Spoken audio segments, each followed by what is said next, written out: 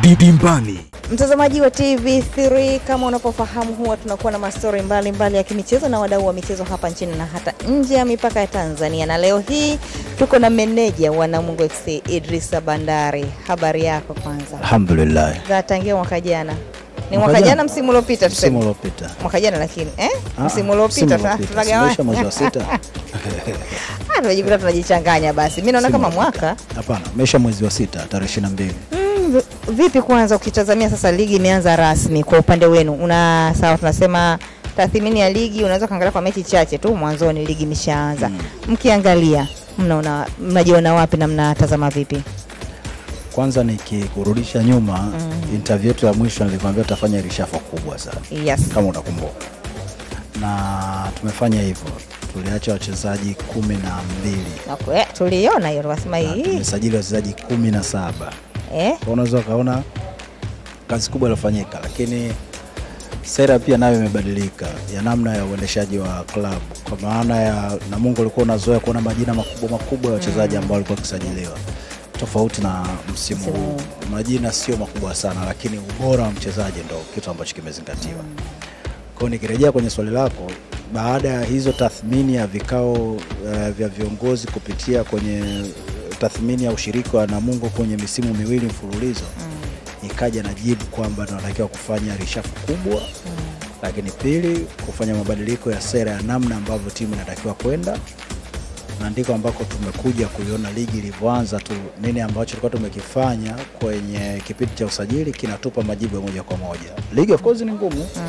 Ni ngumu, sio nyepesi.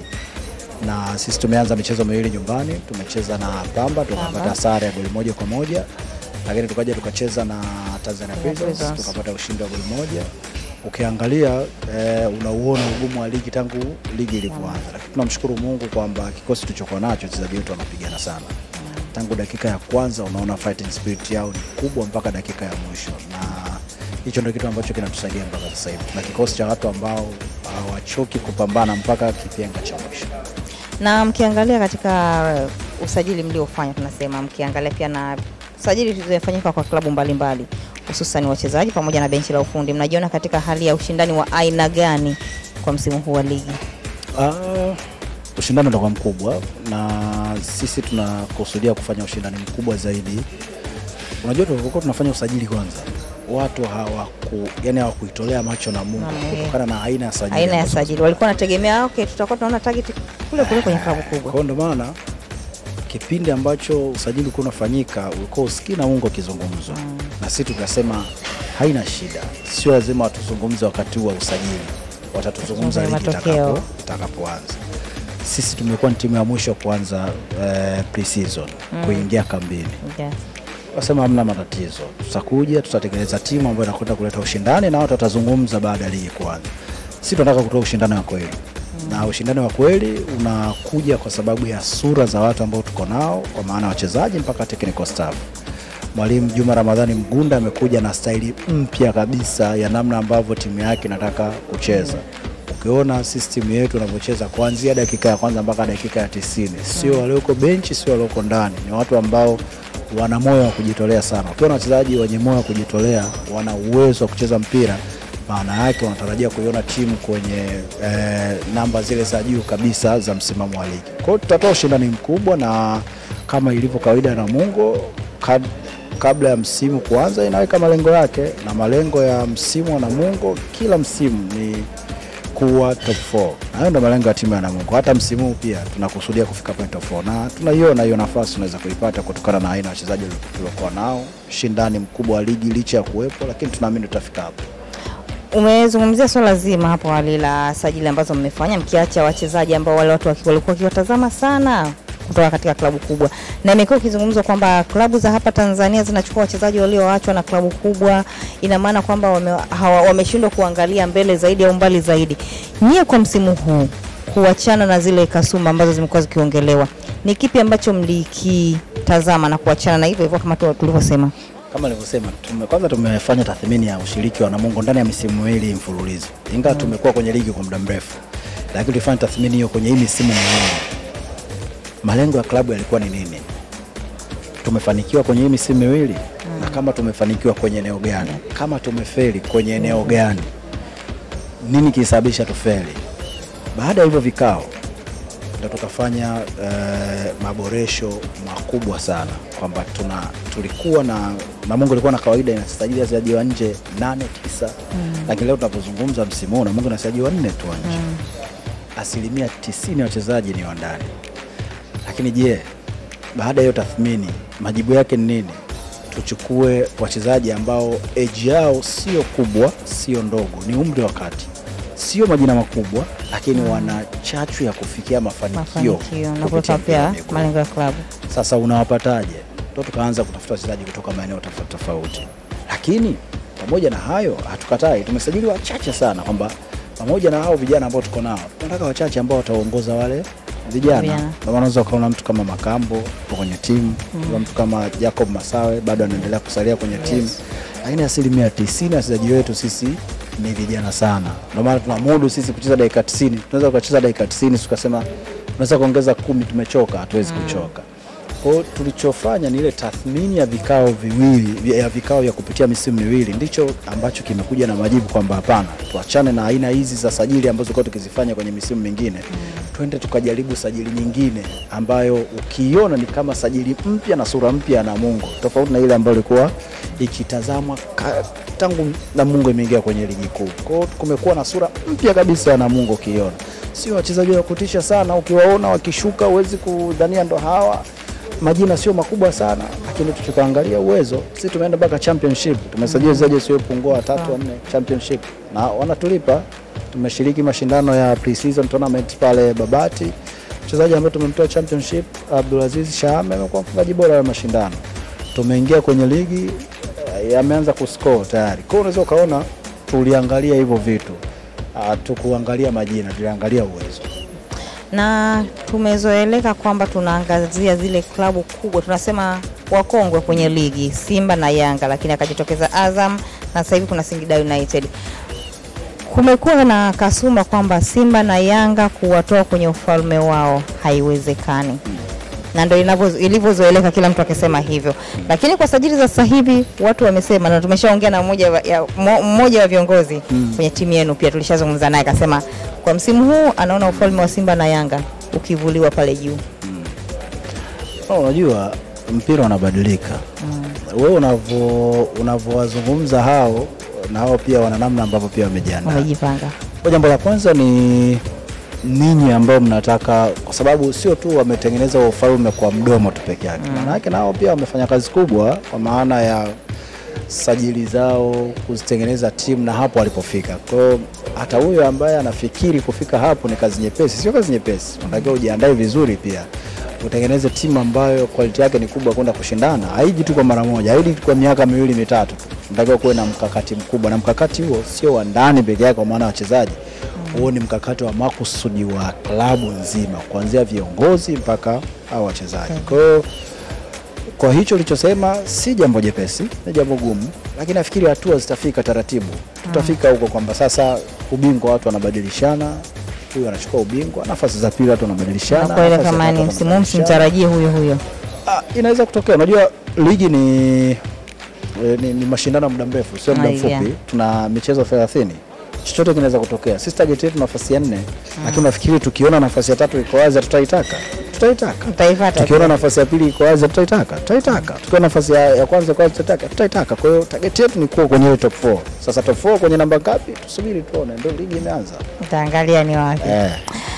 Matumizi ya uwanja wa nyumbani, viwanja vya ugenini, huwa tunasema home advantage, lakini kwa msimu uliopita ilikuwa tofauti kabisa. Kwa msimu huu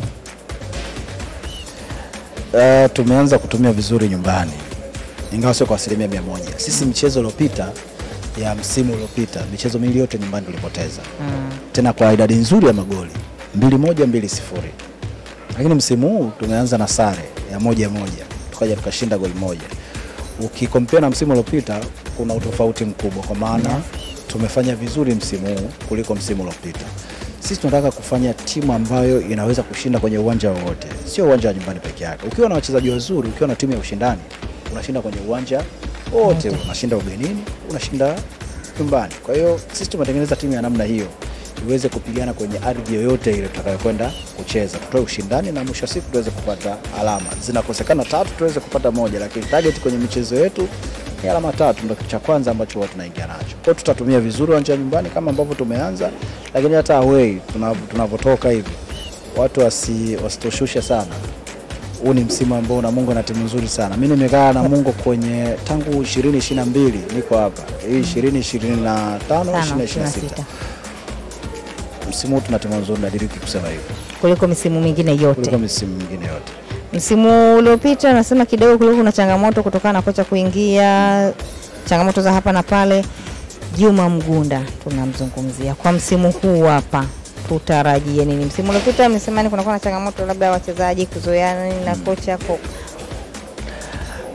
Kwanza tumeanza naye msimu kuliko msimu uliopita. Msimu uliopita aliingia katikati. Baada ya kuondolewa aliyekaa mwalimu wetu mwenye Zahera. Kwa hiyo akaja Juma Mgunda akachukua kijiti katikati. Ni ngumu sana kufanya mabadiliko makubwa sana ukiwa katikati ya mashindano.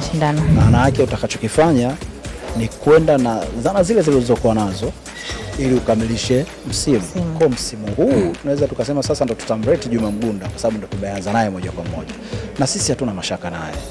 Juma Mgunda ni mmoja kati ya walimu wakubwa nchi, lakini mwalimu mwenye experience kubwa sana na soka la Afrika na Tanzania. Kwa tunaamini kubaki kwake sisi kutatuongezea kitu. Na namna ambavyo alikuja msimu uliopita katikati ya msimu, timu alivyoikuta anacheza na alivyoiendesha mpaka tunamaliza msimu, tofauti pia na alivyoanza msimu huu. Tofauti wake kwenye usajili, tofauti wake pia kwenye style ya kucheza ya timu yetu. Imebadilika kwa kiasi kikubwa sana. Mtazamaji, bado tuko na meneja wa Namungo FC Idrisa Bandari Kubwa tukiangazia muendelezo wa michuano ya ligi kuu soka Tanzania bara ikiwa imeanza kutimua vumbi na inaendelea. Kubwa tunaangazia hali ya ushindani kutokana na maboresho aliyofanya usajili ndani ya kikosi chao. Idrisa, kumekuwa na swala zima la uzingativu wa timu za vijana katika klabu na kama ilivyosema kanuni zilivyosema lazima kuna wachezaji vijana. Nyie kwa upande wenu hili mmesimama nalo vipi? Kwanza kwenye timu kubwa tuna wachezaji wawili ambao wana train na kikosi cha timu kubwa. Lakini kama unavyofahamu uwezi kusajili timu kubwa pasi na kusajili timu ndogo. Kwa hiyo tumeshasajili wachezaji wa timu ndogo kwa maana under 20 na tulichokiangalia msimu hasa tukuchukua wale wachezaji kwa sababu misimu mingine yote nako pia tumebadilisha pia.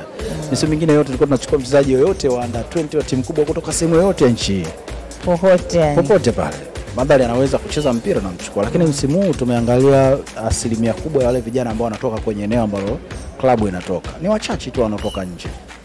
Kwa hiyo tunapozungumza timu kubwa inaendelea kutrain kushiriki mashindano ya NBC Premier League na timu ndogo inaendelea kutrain ikisubiri mashindano ya level ile yaweze kuanza. Kwa hiyo iko na train na tunashukuru Mungu msimu nako tunataka kutolea macho kwa kiasi kikubwa kwa sababu Namungo tangu imeshiriki mashindano haya under 20 haijawahi kufanya vizuri.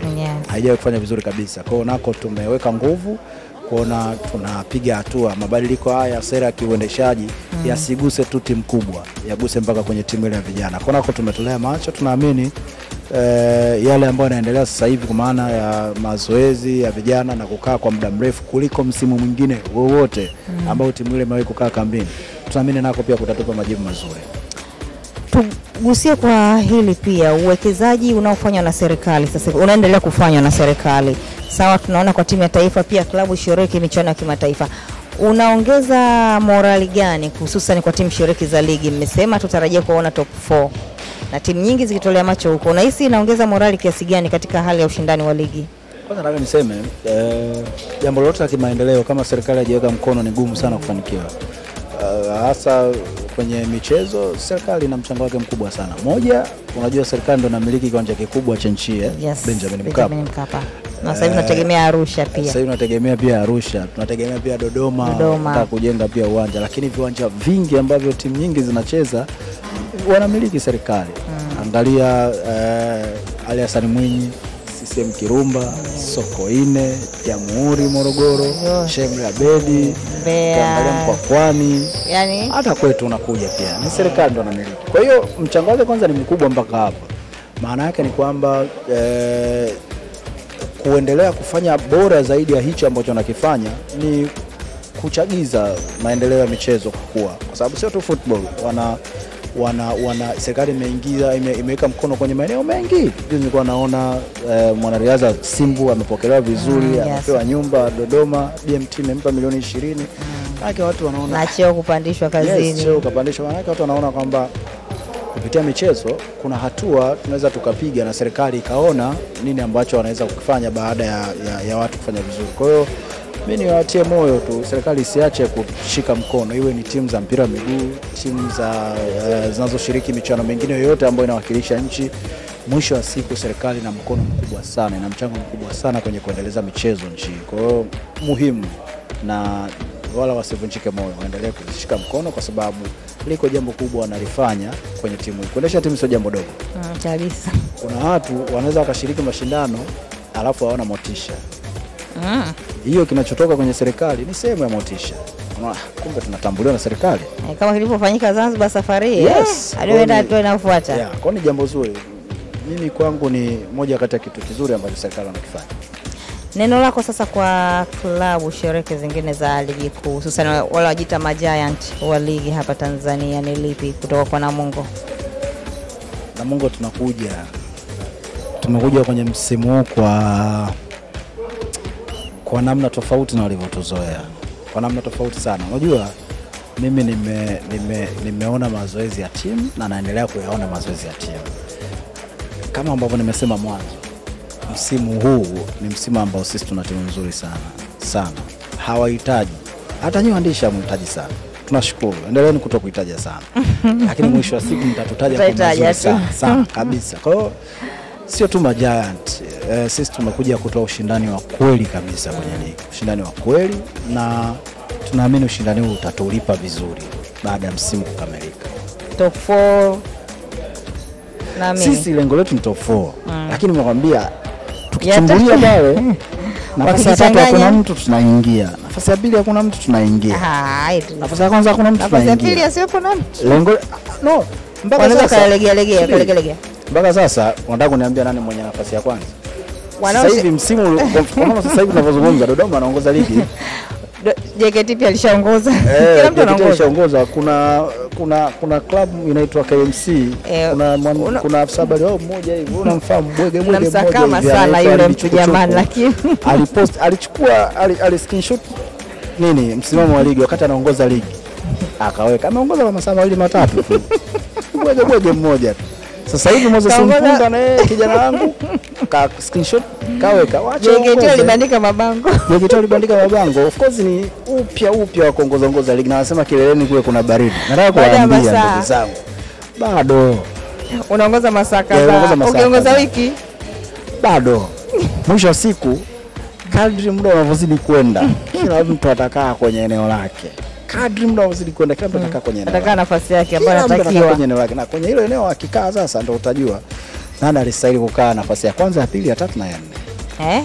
Lakini Namungo mtegemeo huko kwenye hizo nafasi ni za top 4 kabisa. Tutawataja sana kabisa, na kwa muda sasa hivi bado hatujaanza kuwataja, ila tutataja sana. Tutataja, na wala msiende kufanya uchambuzi wa kikosi chetu sasa hivi. Tuacheni.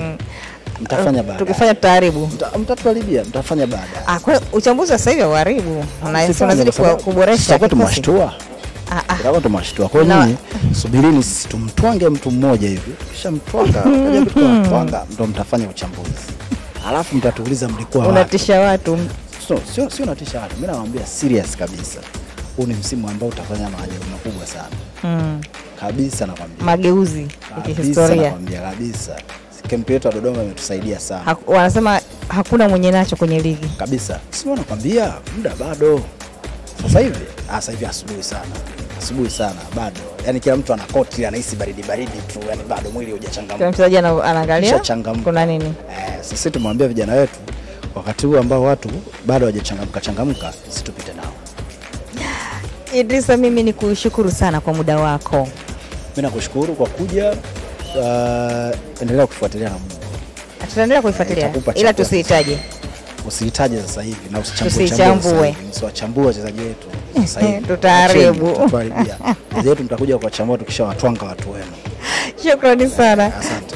Mtazamaji wa Dimbani ya TV3, kama ulivyosikia hayo kutoka kwa manager wa Namungo FC Idrisa Bandari, kubwa kuambia kwa sasa hivi msikitaje sana kikosi cha Namungo wala msikichambue sana mtaaribu, lakini subirini kadri ligi inapoendelea mtaanza kuona mdogo mdogo kile ambacho wamekidhamiria kufikia malengo yao. Endelea kutazama Dimbani ya TV3 sambamba na vipindi mbalimbali vinavyoendelea hapa TV3. Langu jina ni Fatuma Rashidi.